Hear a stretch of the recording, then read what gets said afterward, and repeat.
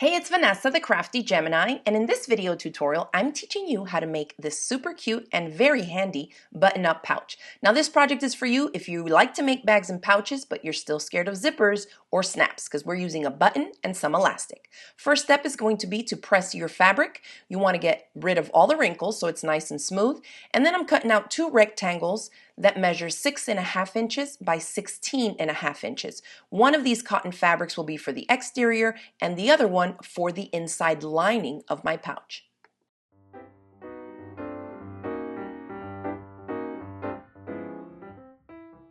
Once your fabrics are cut to size, we need some cotton woven fusible interfacing, and you're only going to need one piece that matches the dimensions of your exterior piece. So I like to use the exterior fabric as the template. I place it on top of the cotton woven fusible interfacing and carefully cut around it so I have a matching piece. Make sure that you have the scratchy side that has the tiny dots of adhesive touching the back of the fabric. Then take your iron on your ironing board and go ahead and fuse it together to create just one layer of fabric and interfacing, and then you should still have the other rectangle for your lining. For the closure, we are using 1/4 inch wide elastic. I cut a 2.5 inch piece. Then on my exterior fabric, I'm folding one of the short ends in half so that I can crease and mark the center of that one top edge. Then take the little piece of elastic, we're going to fold it so that it's a little loop like that and the raw edges are right in line with that center mark. You can place a clip right there, and we're going to head over to the sewing machine and use a really narrow seam allowance to stitch to hold that in place.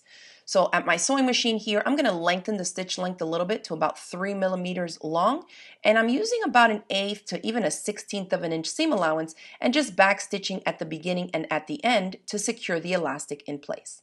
All right, with elastic secured to the exterior, take your lining fabric, flip it pretty side face down on top of your exterior panel, and then we're inserting pins only along the short edges on each end. So 2 or 3 pins is plenty. See, I flipped it. I'm going to insert a few more pins here because we're only going to be sewing down these sides first.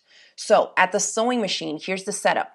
You're using a 1/4 of an inch seam allowance. You're going to start here and backstitch, stitch down the edge, and backstitch on the other end as well. Repeat the exact same thing to the other side, all right? So at the sewing machine, I'm going to scoop my needle over so that I can be sewing a 1/4 of an inch seam allowance, and then a nice short stitch length like I have, 2.2 here, but anywhere between 2 and 2.5 is going to be plenty. Making sure that you backstitch at the beginning and at the end. Go ahead and stitch up both of those short seams. All right, so now let's open it up along that side long edge and bring together the 2 seams that you just sewed. I like to take a moment here and finger press the seam allowances open on both sides. You can even take the iron also and give it a little press just to help hold the seam allowances open. This will help us reduce bulk. Then we're matching up the seam intersections on both sides. So right where you see the fabric go from one fabric and transition to the other print, we want to match up that spot right there as accurately as possible and just insert a pin or put a little clip in there. Flip it so you can do the exact same thing to the other side. Now we're ready to do some more sewing. So here's where we're going to stitch along the long edge here, okay? We're going to do the same thing to the other long edge, but we need to sort out which is the exterior, which is your lining. So remember that the exterior fabric has the interfacing on it. So this fabric to my right here is my lining, and I want to mark about a 3-inch opening that you need to leave unstitched, okay? It needs to be on the lining side. So I'm back stitching there, stopping at the beginning of my mark and back stitching, skipping that area, back stitching again, going all the way over that seam intersection, and when I get to the opposite fold, I'll backstitch there.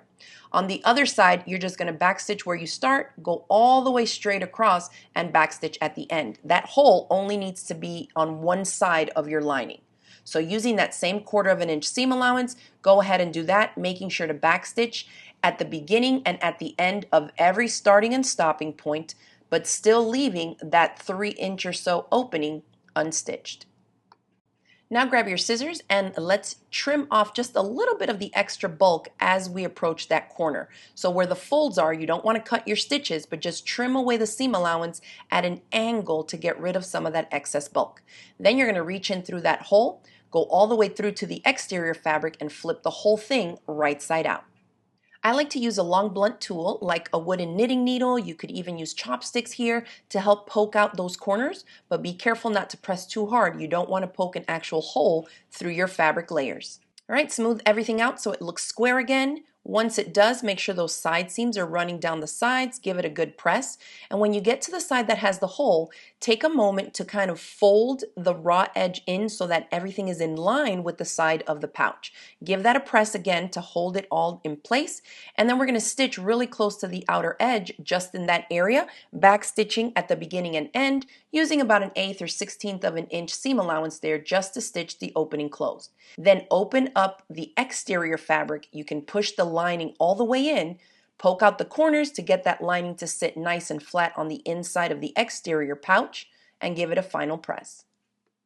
Next, let's mark our button placement. So locate the side of the bag that has the elastic coming out of it and flip that over so that now we're on the side that does not have the elastic, okay? From this bottom fold, we're gonna measure 2.5 inches up or to the left in the way that you're viewing it here, 2.5 inches to the left of that bottom fold edge and a center. We're gonna make a little mark there.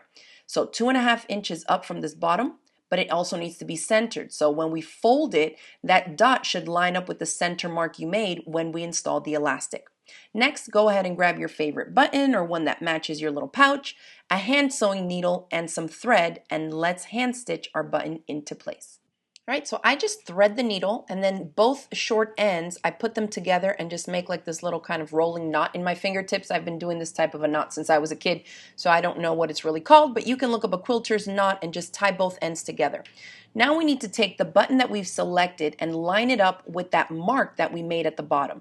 So I insert my hand with the needle and thread inside, and then I'm positioning it right in the center of that mark, okay? Try to get it as centered as possible, and then depending on whether your button has 2 holes or 4 holes or whatever, just go ahead and secure it in place by going up and down through the buttonholes, I would say at least 5 or 6 times, just so it's good and secured in there.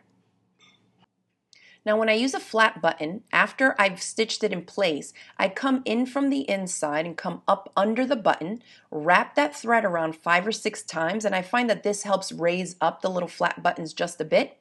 After I do that, I just insert the tip of the needle under the button just to catch the fabric, and I'm coming through the fabric layers so that the needle tip comes out inside of the bag. All right. Then from the inside, you can kind of scrunch that fabric back so you can see where you're working. And I'll take a little pinch of fabric in that same general area, but instead of pulling it all the way through, I leave a loop. Then I insert the needle through that loop and then I cinch it up, and that creates a little knot right in place. Then I'll kind of insert the needle through the fabric layers a little bit just to finish hiding that tail of the thread, the knot that we just made.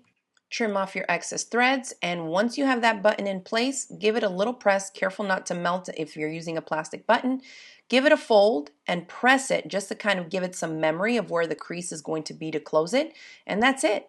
Give this project a try. It's a great little scrap buster. You can use it to store all kinds of stuff, and I hope that you all enjoyed this video tutorial. If you did, make sure to give it a thumbs up below. Leave me a comment and let me know what you plan to use your button-up pouch for, and don't forget to click the subscribe button so you won't miss out on any of my future tutorials. Thanks again for watching, and I'll see you in the next one. Bye.